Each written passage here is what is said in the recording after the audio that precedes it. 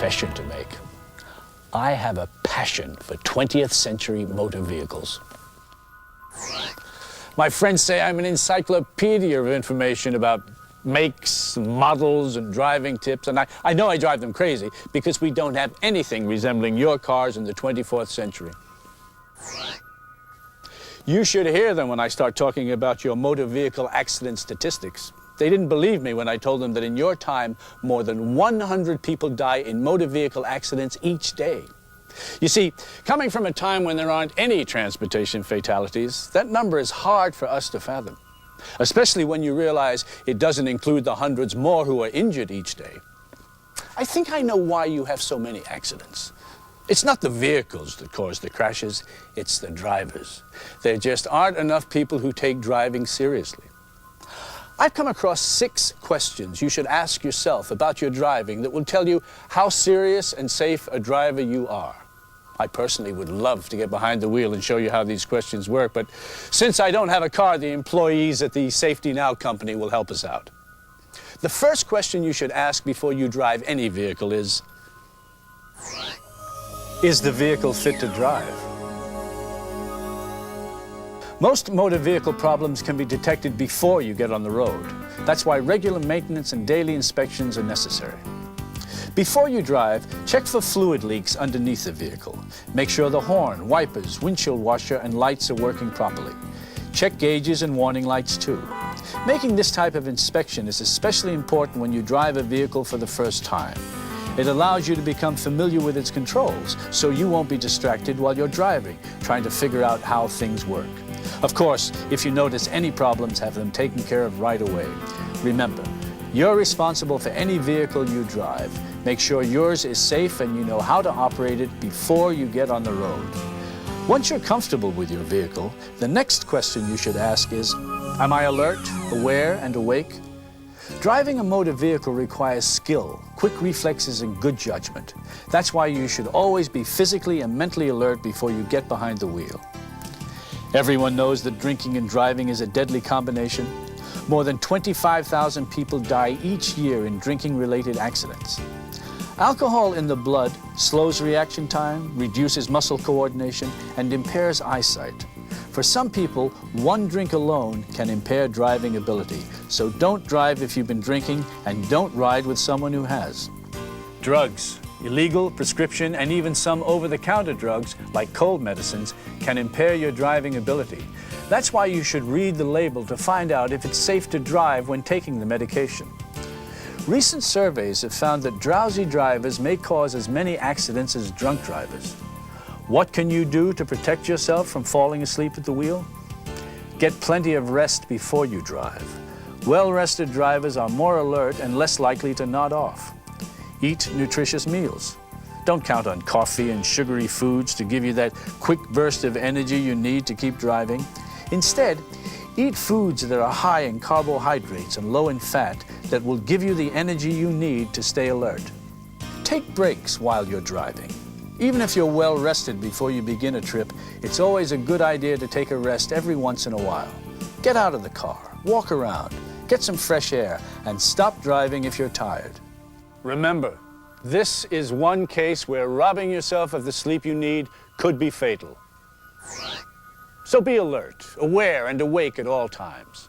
Of course, no matter how careful and alert you are, an accident can still happen.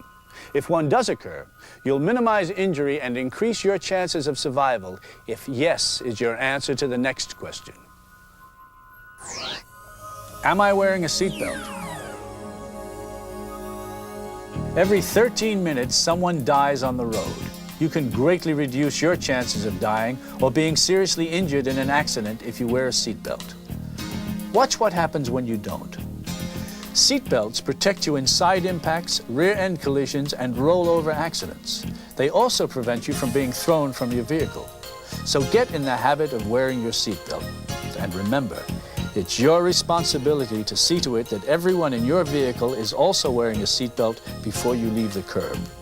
Then, once you're on the road, the next question you should be asking is, am I driving defensively?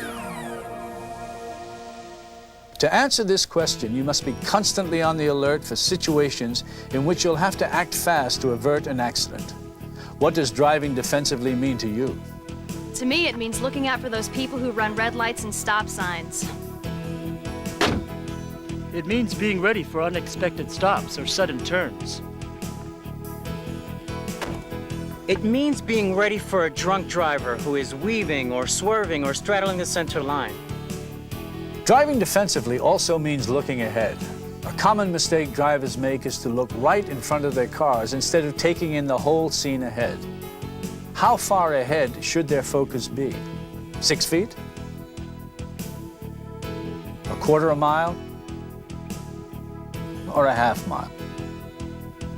The answer is you should be looking a quarter mile ahead. That's about 12 to 15 seconds ahead. Your eyes should be scanning the side of the road for vehicles and people that may be in the road by the time you get to them. And when you're driving, keep a cushion ahead of you and to the side in case you have to stop or swerve suddenly. It's also a good idea to check your rear view mirror frequently. It's important to know what's going on around you at all times. Driving defensively also means being on the alert when you're approaching intersections, crosswalks, and railroad crossings.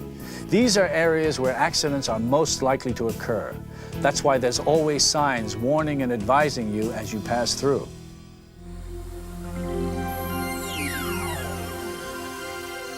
Signs have been posted along our roads with your safety in mind. They provide you with a wealth of information that can help make the roadways safer for everyone. So pay attention to them, but also drive to road conditions. If the roads are wet, reduce your speed by 5 to 10 miles per hour below the speed limit. If roads are covered with snow, cut speed in half. If conditions are icy, lower speed to a crawl, or better yet, stop and wait for conditions to improve. You're all familiar with stop signs and speed limit signs, but they're not the only traffic signs you must know. See if you can match up these signs with their message. Which sign means there is another lane of traffic merging with your lane ahead? That the right lane is about to end, that a divided highway begins ahead, that there's two-way traffic ahead. Traffic signs are there to make the road safer for everyone. It's your responsibility to know what they mean and to obey them. Areas where pedestrians and children are present are often marked by signs, but sometimes they're not. That's why asking yourself this next question while you're driving is critical. Am I watching for pedestrians? Approximately 8,000 pedestrians die each year on our roads, and more than half of the deaths and injuries occur when the victim is trying to cross the street. Always slow down at crosswalks, when you're near a school bus, or a place where children are playing. Always drive with other people's safety in mind. But later on, when you get behind the wheel, your skills and knowledge will really be put to the test. If you fail, the consequences could be tragic for you or someone else. So get in the habit of asking yourself these questions and answering yes to each one. Do this, and you won't become one of those statistics car buffs like me read about in our spare time.